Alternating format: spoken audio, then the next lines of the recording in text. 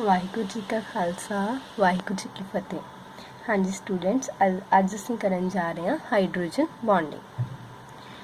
ਬੇਟਾ hydrogen bonding ਕਦੋਂ ਹੁੰਦੀ ਹੈ? ਜਦੋਂ ਕੋਈ ਮੋਲੀਕਿਊਲ ਜਿਹਦੇ ਵਿੱਚ H ਐਟਮ ਹੋਏ ਉਹ ਕਿਸੇ ਹਾਈਲੀ ਇਲੈਕਟ੍ਰੋਨੈਗੇਟਿਵ ਐਟਮ ਜਿਹੜਾ ਕਿ ਛੋਟਾ ਹੋਵੇ ਸਾਈਜ਼ 'ਚ, ਜਿਵੇਂ ਫਲੋਰੀਨ, ਆਕਸੀਜਨ, ਨਾਈਟ੍ਰੋਜਨ, ਠੀਕ ਹੈ, ਇਹਦੇ ਨਾਲ ਲਿੰਕ ਹੋਵੇ।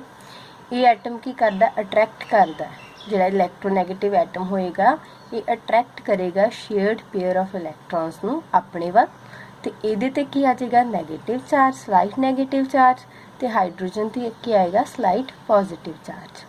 ਹੁਣ ਇਹ ਜਿਹੜਾ ਨੈਗੇਟਿਵ ਐਂਡ ਆ ਮੋਲੀਕਿਊਲ ਦਾ, ਦੈਨ ਪੋਜ਼ਿਟਿਵ ਐਂਡ ਨੂੰ ਅਟਰੈਕਟ ਕਰੇਗਾ ਦੂਜੇ ਮੋਲੀਕਿਊਲ ਦੇ, ਤੇ ਇਹਦੇ ਨਾਲ ਇੱਕ ਵੀਕ ਬੌਂਡ ਬਣੇਗਾ ਉਹਨਾਂ ਦੇ ਵਿੱਚ, ਜਿਹਨੂੰ ਕਹਿੰਦੇ ਆ ਹਾਈਡਰੋਜਨ ਬੌਂਡ। ਆ ਦੇਖੋ HX ਮੋਲੀਕਿਊਲ, X ਇੱਥੇ ਫਲੋਰੀਨ ਵੀ ਹੋ ਸਕਦਾ, ਆਕਸੀਜਨ, ਨਾਈਟ੍ਰੋਜਨ, ਜੋ ਵੀ ਹੈ, ਠੀਕ ਹੈ, ਫਲੋਰੀਨ ਆ ਸਮਝੋ, ਤੇ ਇੱਥੇ ਵੀ ਫਲੋਰੀਨ ਆ। ਹੁਣ ਆ ਇੱਕ ਮੋਲੀਕਿਊਲ ਬਿਟਵੀਨ ਦਾ ਮੋਲੀਕਿਊਲਸ, ਆ ਪਹਿਲਾ ਮੋਲੀਕਿਊਲ ਤੇ ਆ ਦੂਜਾ ਮੋਲੀਕਿਊਲ, ਇਹਨਾਂ ਦੇ ਵਿੱਚ ਇੱਕ ਦਾ H ਤੇ ਇੱਕ ਦਾ ਇਲੈਕਟ੍ਰੋਨੈਗੇਟਿਵ ਐਟਮ, ਇਹਨਾਂ ਦੇ ਵਿੱਚ ਜਿਹੜੀ ਡਾਟਡ ਲਾਈਨਸ ਆ ਸ਼ੋ ਹੋ ਰਹੀਆਂ, ਇਹ ਕੀ ਆ? Hydrogen bonding. ਠੀਕ ਹੈ।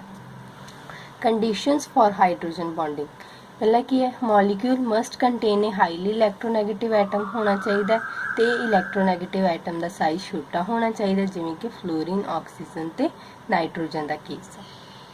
ਨੈਕਸਟ ਹੈ ਐਗਜ਼ਾਮਪਲਸ ਆਫ ਹਾਈਡਰੋਜਨ ਬੌਂਡਿੰਗ। ਪਹਿਲੀ ਹੈ ਹਾਈਡਰੋਜਨ ਫਲੋਰਾਈਡ, ਇੱਕ HF, ਦੂਜਾ HF, ਥਰਡ, ਫੋਰਥ, ਇੱਦਾਂ ਹਾਈਡਰੋਜਨ ਫਲੋਰਾਈਡ ਮੋਲੀਕਿਊਲਸ ਕਿੰਨੇ ਸਾਰੇ ਆ। ਉਹਦੇ ਵਿੱਚ ਕੀ ਹੈਗਾ? ਫਲੋਰੀਨ ਦੇ ਉੱਪਰ ਪਾਰਸ਼ੀਅਲ ਨੈਗੇਟਿਵ ਤੇ ਹਾਈਡਰੋਜਨ ਦੇ ਉੱਪਰ ਪਾਰਸ਼ੀਅਲ ਪੋਜ਼ਿਟਿਵ। ਕਿਉਂ? ਕਿਉਂਕਿ fluorine will attract the shared electron pair of this bond towards itself. ਠੀਕ ਹੈ, ਤੇ ਉਹਦੇ ਨਾਲ ਜਿਹੜੀ ਡਾਟਡ ਲਾਈਨਸ ਸ਼ੋ ਕੀਤੀਆਂ ਕਿ ਹਾਈਡਰੋਜਨ ਬੌਂਡਿੰਗ ਬਿਟਵੀਨ ਦਾ ਮੋਲੀਕਿਊਲ, ਆ ਇੱਕ ਮੋਲੀਕਿਊਲ, ਆ ਦੂਜਾ ਮੋਲੀਕਿਊਲ, ਇਹਨਾਂ ਦੇ ਵਿੱਚ ਜਿਹੜੀ ਬੌਂਡਿੰਗ ਹੋ ਰਹੀ ਹੈ ਉਹ ਕਿਹੜੀ ਹੈ? Hydrogen bonding. ਠੀਕ ਹੈ। ਨੈਕਸਟ ਹੈ ਬੇਟਾ ਵਾਟਰ ਮੋਲੀਕਿਊਲ। ਵਾਟਰ ਦਾ ਕੀ ਹੁੰਦਾ? ਫਾਰਮੂਲਾ H2O, H ਤੇ ਪਲੱਸ ਡੈਲਟਾ, ਇੱਧਰ ਵੀ ਪਲੱਸ ਡੈਲਟਾ, ਤੇ ਆਕਸੀਜਨ ਤੇ -2 ਡੈਲਟਾ। ਠੀਕ ਹੈ। ਹੁਣ ਆ ਦੂਜਾ ਵਾਟਰ ਮੋਲੀਕਿਊਲ, ਆ ਤੀਜਾ, ਇੱਦਾਂ ਕਿੰਨੇ ਸਾਰੇ ਵਾਟਰ ਮੋਲੀਕਿਊਲਸ ਲੱਗੇ ਹੋਣਗੇ। ਇਹਦਾ ਆਕਸੀਜਨ ਤੇ ਇਹਦਾ ਹਾਈਡਰੋਜਨ, ਇਹਦਾ ਆਕਸੀਜਨ, ਇਹਦਾ ਹਾਈਡਰੋਜਨ, ਇੱਦਾਂ ਹੀ ਅਗਲੇ ਦੇ ਇੱਥੇ ਹਾਈਡਰੋਜਨ ਹੋਣਗੇ, ਇੱਥੇ ਹਾਈਡਰੋਜਨ, ਇਸ ਤਰ੍ਹਾਂ ਜਿਹੜੀ ਬੌਂਡਿੰਗ ਹੋ ਰਹੀ ਹੈ that is hydrogen bonding.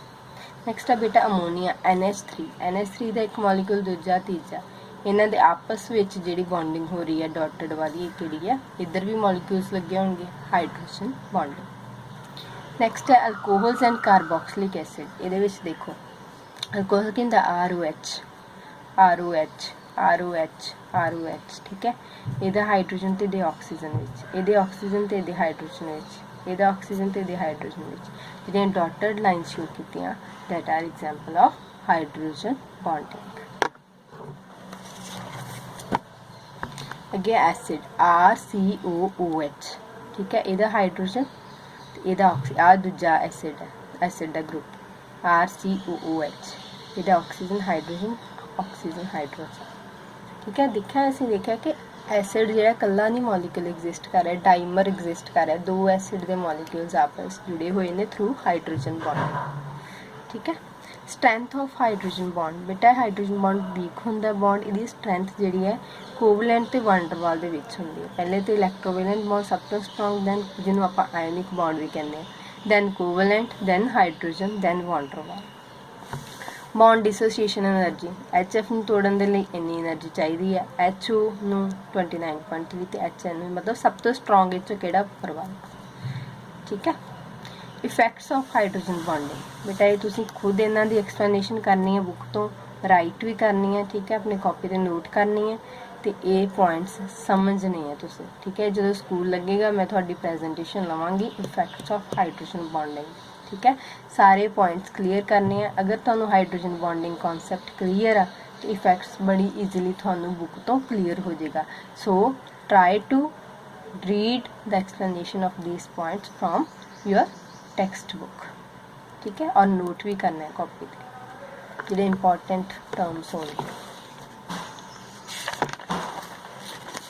Next है बेटा टाइप्स ऑफ हाइड्रोजन बॉन्डिंग। सब तो पहला इंटरमोलिकुलर हाइड्रोजन बॉन्डिंग, पहली टाइप केड़ी है इंटरमोलिकुलर हाइड्रोजन बॉन्डिंग। ਜਦੋਂ ਹਾਈਡਰੋਜਨ ਬੌਂਡਿੰਗ ਜਿਹੜੇ ਆਪਾਂ ਐਗਜ਼ਾਮਪਲਸ ਕੀਤੀਆਂ ਹੋਈਆਂ ਡਿਫਰੈਂਟ ਮੋਲੀਕਿਊਲਸ ਦੇ ਵਿੱਚ ਹੋਵੇ, ਠੀਕ ਹੈ, ਤੇ ਉਹਨੂੰ ਆਪਾਂ ਕਹਿੰਦੇ ਇੰਟਰ ਮੋਲੀਕਿਊਲ।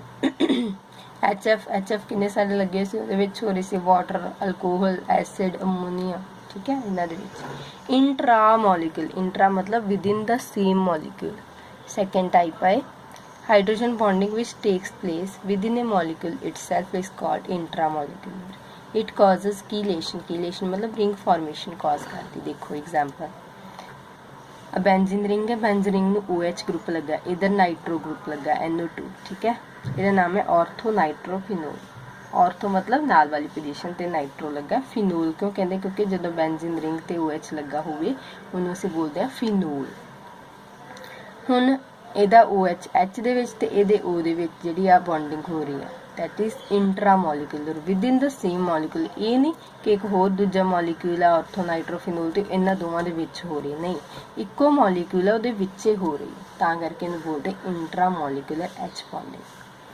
ਨੈਕਸਟ ਦੇਖੋ ਸੈਲੀਸਿਲਿਕ ਐਸਿਡ ਹੈ, ਠੀਕ ਹੈ, ਇਹਦੇ ਵਿੱਚ ਵੀ ਕੀ ਹੈ, सॉरी सैलिसिलिक एसिड नहीं है, सैलिसाइलएल्डिहाइड है, ठीक है, एसिड नहीं है क्योंकि CHO ग्रुप लगा तो एल्डिहाइड है।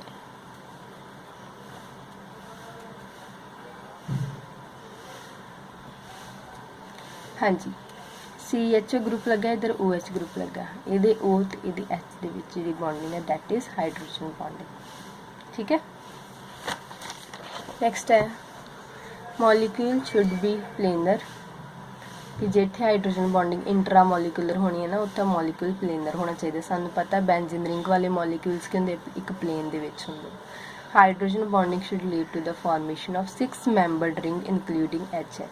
कितने मैंबर रिंग बननी चाहिए इंट्रा मॉलिक्यूलर तो बाद 6 मैंबर रिंग बननी चाहिए हाइड्रोजन नू इनक्लूड करके। Effects of intra molecular H bonding, intra का की इफेक्ट हुंदा है, it prevents association of molecule. जिहड़ी सी इंटर ਉਹਦੇ ਚ एसोसीएशन हो जाती सी, मॉलिक्यूल जुड़ जाते सी, बट ਇਹਦੇ ਚ एसोसीएशन नहीं हुंदी, एक ही मॉलिक्यूल का जिहड़ा साइज है कॉन्ट्रैक्ट हो जाता, इस करके सरफेस एरिया घटा दिंदी है, डिक्रीजेस इट सरफेस एरिया, क्योंकि मॉलिक्यूल दे विच रिंग फॉर्मेशन हो जाती है, बॉन्डिंग आ जाती हाइड्रोजन बॉन्डिंग, मॉलिक्यूल कॉन्ट्रैक्ट हो जाता, अपना साइज छोटा कर लैंदा।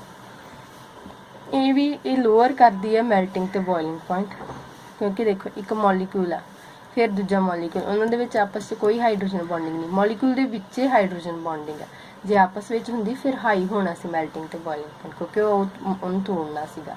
पर इस मॉलिक्यूल ते मॉलिक्यूल विच कोई हाइड्रोजन बॉन्डिंग नहीं है, एक मॉलिक्यूल दे विच हाइड्रोजन बॉन्डिंग आ।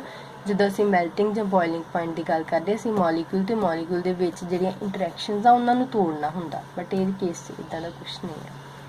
ਇਟ ਡਿਕਰੀਜ਼ਸ ਦ ਸੋਲਿਬਿਲਿਟੀ ਨੂੰ ਘਟਾ ਦਿੰਦਾ ਹੈ।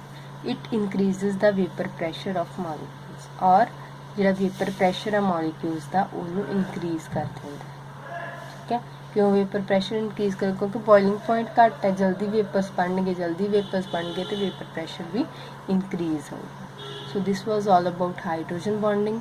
बेटा चैप्टर 4 जो chemical bonding and molecular structure एक खत्म हो चुका है, कल तो असीं एक न्यू चैप्टर शुरू करांगे। सो आई होप कि you have understood this chapter clearly, और वो असाइनमेंट जरूर करनी है जी मैं थोड़ा क्या इफेक्ट्स ऑफ हाइड्रोजन बॉन्डिंग वाली, ठीक है, कि इफेक्ट्स होंगे। ओके बेटा, थैंक यू।